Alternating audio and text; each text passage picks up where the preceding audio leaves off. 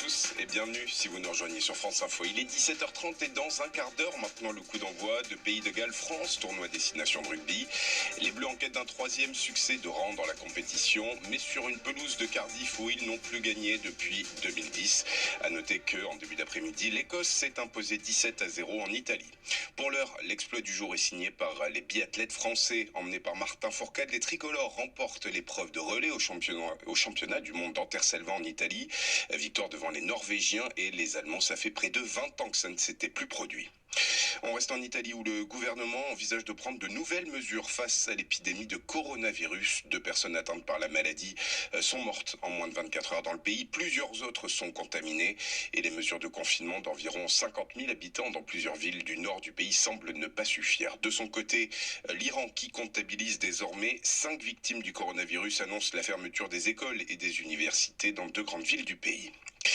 Éric Drouet, arrêté, placé en garde à vue ce matin pour rébellion au Salon de l'Agriculture. Cette figure des Gilets jaunes a été interceptée alors qu'il tentait d'approcher Emmanuel Macron. Une autre manifestante Gilets jaunes a pu interpeller le chef de l'État, notamment sur les violences policières.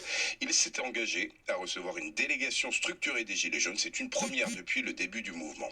Et cela fait maintenant bientôt 10 heures qu'Emmanuel Macron déambule dans les allées de ce 57e Salon de l'Agriculture, inauguré ce matin, interpellé à plusieurs reprises par des agriculteurs. Il a exclu notamment toute revalorisation de leur pension de retraite, actuellement autour de 85% du SMIC, mais il a promis qu'il n'y aurait pas d'interdiction du glyphosate en 2021 sans solution alternative, une promesse saluée ce matin sur France Info par la présidente de la FNSEA, Christiane Lambert. Les agriculteurs qui ont aussi exhorté le chef de l'État à ne pas lâcher dans les négociations sur le budget européen. Il est notamment question de raboter la PAC, la politique agricole commune de 50 milliards d'euros. Hier, les dirigeants des 27 se sont séparés sans accord. Face à l'impatience et aux inquiétudes, la secrétaire d'État à la transition écologique, Emmanuelle Wargon, a estimé ce matin sur France Info qu'il valait mieux un accord dans quelques jours qu'un accord sur lequel on a cédé. Fin de citation. Emmanuelle Wargon, qui a par ailleurs promis que les salariés d'EDF de la centrale nucléaire de Fessenheim seraient tous reclassés dans d'autres sites. Le premier réacteur a été débranché la nuit dernière sans problème selon EDF, malgré les menaces des salariés. Le deuxième doit suivre en juin avant un démantèlement de la centrale.